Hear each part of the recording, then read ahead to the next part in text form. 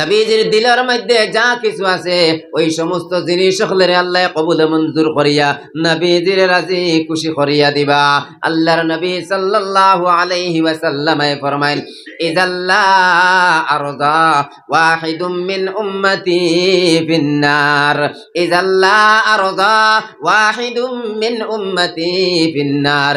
মদিনার নবী সাল্লাল্লাহু আলাইহি ওয়াসাল্লাম ফরমাইল, আমার এক উম্মত জাহান্নামের মধ্যে থাকা অবস্থাত আমি নবী রাজি খুশি হইতাম না। ও আল্লাহর বান্দা, ওই নবী আপনার আমার লাগি কত খান্দা খান্দিলা। নবী যে ফরমাইতে আমার এক উম্মত যত সময় পর্যন্ত জাহান্নামের মধ্যে থাকবো আমি নবী রাজি খুশি হইতাম না।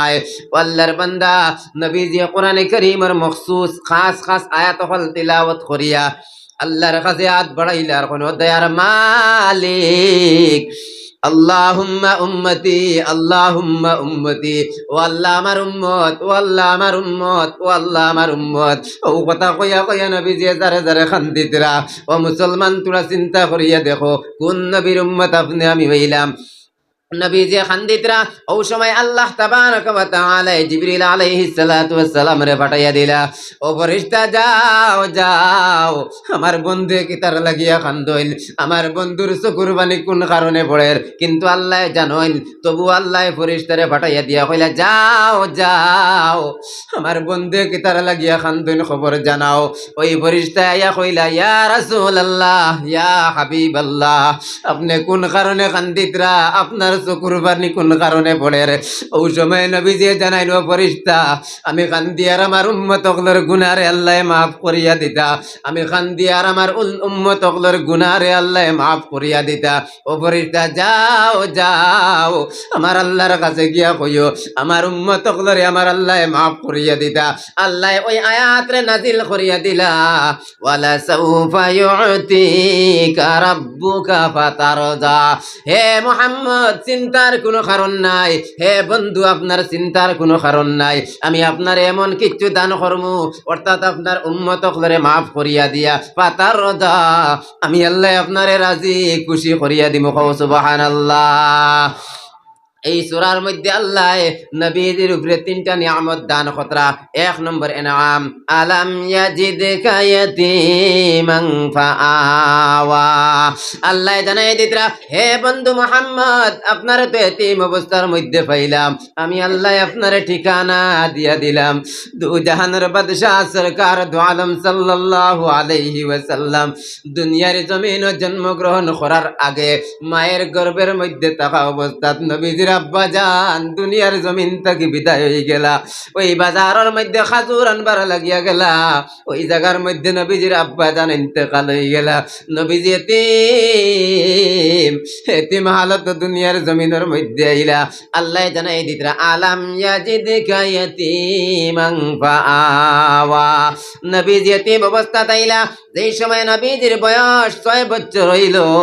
ও মুসলমান, 6 বছর বয়সের কালো নবীজির আম্মা জান দুনিয়ার জমিন থেকে বিদায় হয়ে গেলা।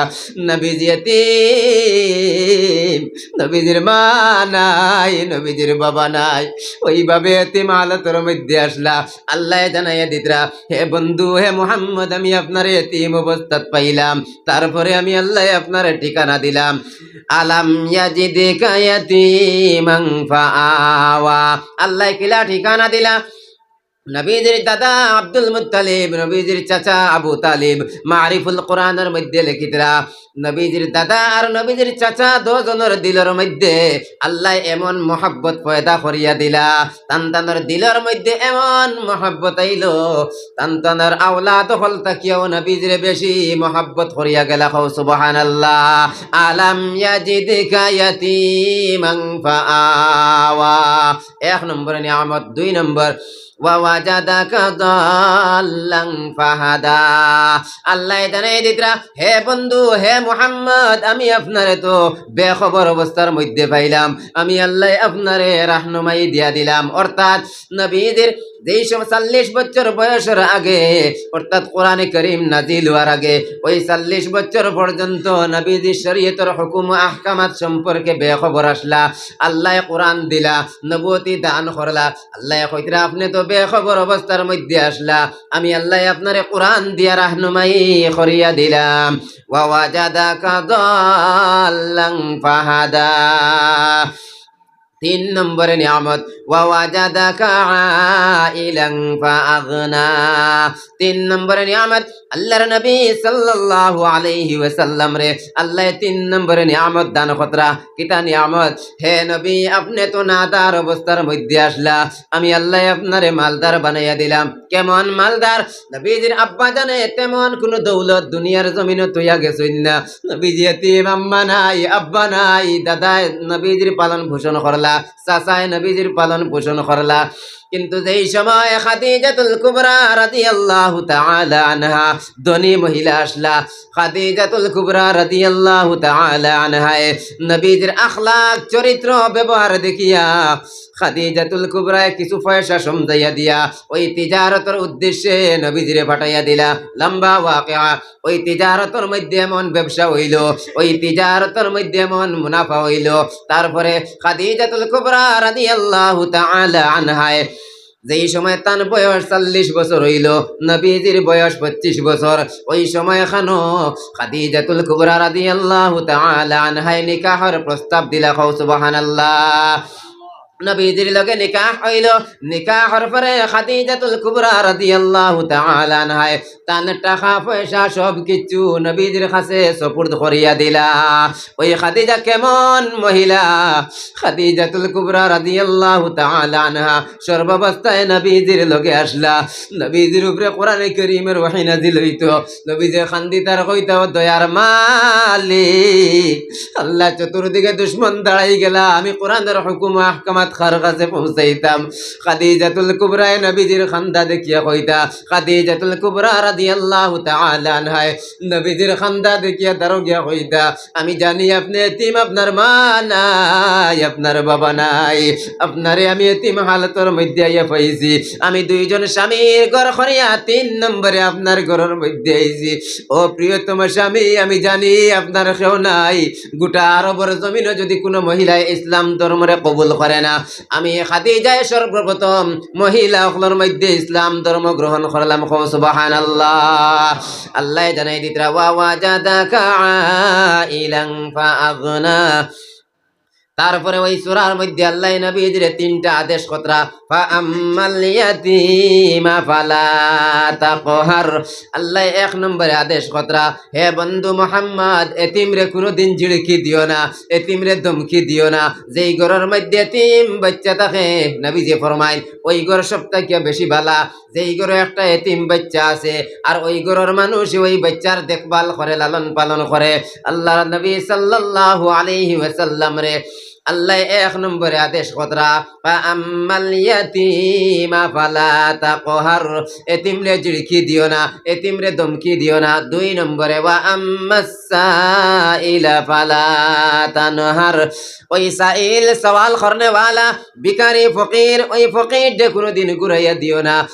আল্লাহ তাবারক ওয়া তাআলা ফরমায়, ওয়া আম্মাস সাইলা ফালা তানহার।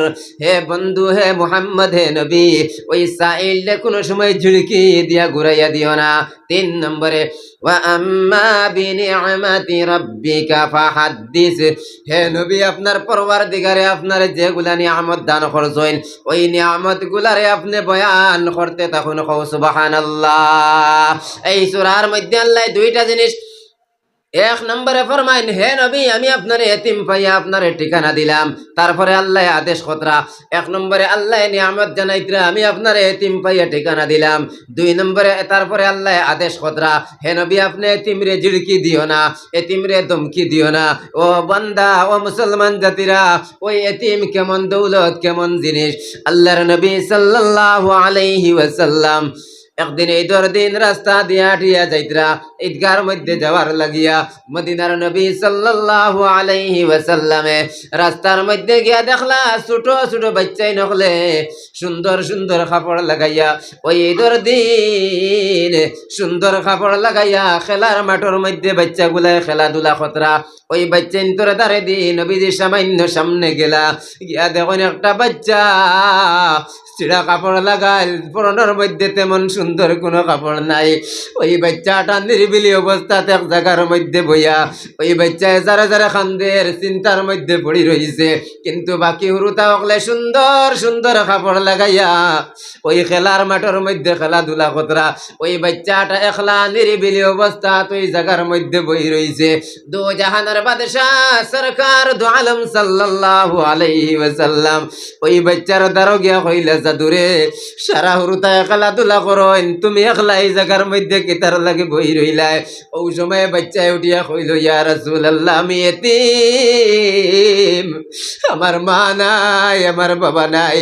ও নবীজি, ইয়া রাসূলুল্লাহ, আজকে ঈদের দিন যদি আমার আব্বা দুনিয়ার জমিনও জিন্দা থাকতা, আমার আব্বাই আমারে কাপড় লইয়া দিলা হলে। ইয়া রাসূলুল্লাহ, ঈদের দিন যদি আমার আম্মা জিন্দা থাকতা, আমার মা আমারে কাপড় পিন্দাইয়া দিলা হলে।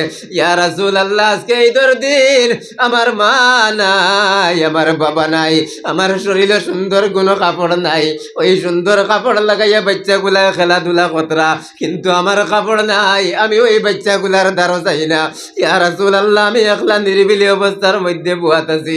আল্লাহর নবী সাল্লাল্লাহু আলাইহি ওয়াসাল্লামে ওই বাচ্চার হাতের মধ্যে ধরিয়া কইলা, জাদুরে আজকে তাকে তুমি এতিম নাই, এতিম নাই, তোমার বাবা দু জাহানের বাদশাহ সরকার দু আলম সাল্লাল্লাহু আলাইহি ওয়াসাল্লাম। কও সুবহানাল্লাহ।